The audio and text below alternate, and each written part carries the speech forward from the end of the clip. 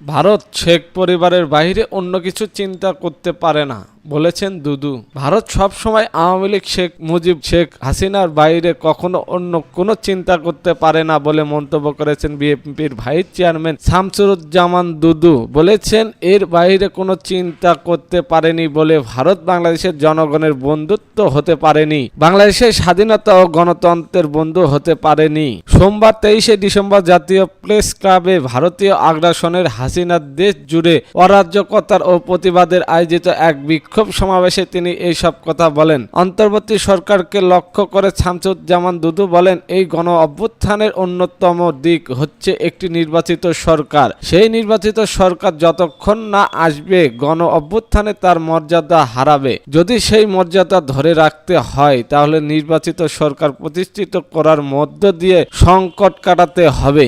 এর কোনো বিভিন্ন পথ আছে বলে এটা আমি মনে করি না। সেজন্য আমরা নির্বাচনের আহ্বান জানাচ্ছি। আমি মনে করি যত তাড়াতাড়ি সম্ভব নির্বাচনের দিকে দেশকে এগিয়ে নেওয়া উচিত। বাংলাদেশের মুক্তিযুদ্ধ ও তাতে ভারতের সংশ্লিষ্টতার বিষয়ে দুদু বলেন, ভারত বিগত 53 বছরের মুক্তিযুদ্ধের সময় থেকে আজ পর্যন্ত আমাদের বন্ধুত্ব, আমাদের কৃতজ্ঞতাকে তারা তাদের স্বার্থে ব্যবহার করার চেষ্টা করেছে। মুক্তিযুদ্ধ জয়লাভ করার পরে তারা আমাদের তাৎক্ষণিক নব বাংলাদেশে কিভাবে লুটপাট করেছিল তাদের সেনাবাহিনী এবং তাদের জনগণ, শেখ হাসিনা যেমন লুটপাট করেছে ঠিক তেমনি সেই সময় ভারত তো বস্তা বস্তা টাকা লুট করেছে, হাজার হাজার কোটি টাকা অস্ত্র সেই সময় আমাদের বাংলাদেশে থাকার কথা ছিল।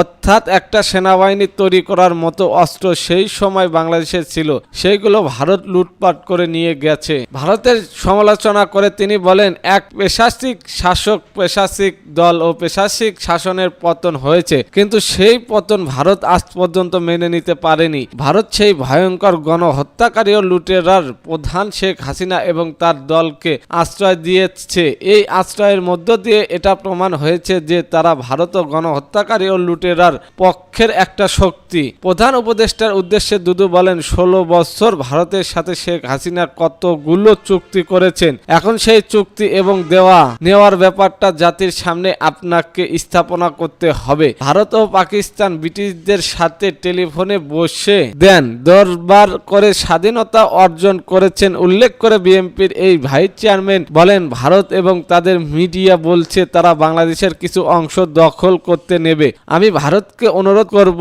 এই ভয়াবহ চিন্তা থেকে একটু দূরে থাকুন। এই ভয়ঙ্কর মানুষবীর জাতি শুধু দক্ষিণ পূর্ব এশিয়ার নয়, সারা পৃথিবীর মধ্যে আমরা সর্বস্ত যুদ্ধ করতে অস্ত্র লড়াই করে পাকিস্তানদেরকে পরাজিত করে স্বাধীনতা অর্জন করেছি। ভারত ও পাকিস্তান ব্রিটিশদের সাথে টেবিলে বসে দেন দরবার করে স্বাধীনতা অর্জন করেছেন, যুদ্ধ করে নয়। বাংলাদেশের স্বাধীনতা অর্জন হয়েছে যুদ্ধের ময়দানে। তিনি বলেন, আমরা ভারতের সাথে বন্ধুত্ব চাই, সমমর্যাদার ভিত্তিতে, যুদ্ধ চাই না। ভারতের সাথে যদি মর্যাদার সাথে বন্ধুত্ব হয়, দ্বিপক্ষীয় সম্পর্ক হয়, স্বাধীনতা ও জাতির সাথে স্বাধীন জাতির বন্ধুত্ব হয়, তাহলে আমাদের কোনো আপত্তি নাই। এতক্ষণ আমাদের সাথে থাকার জন্য ধন্যবাদ।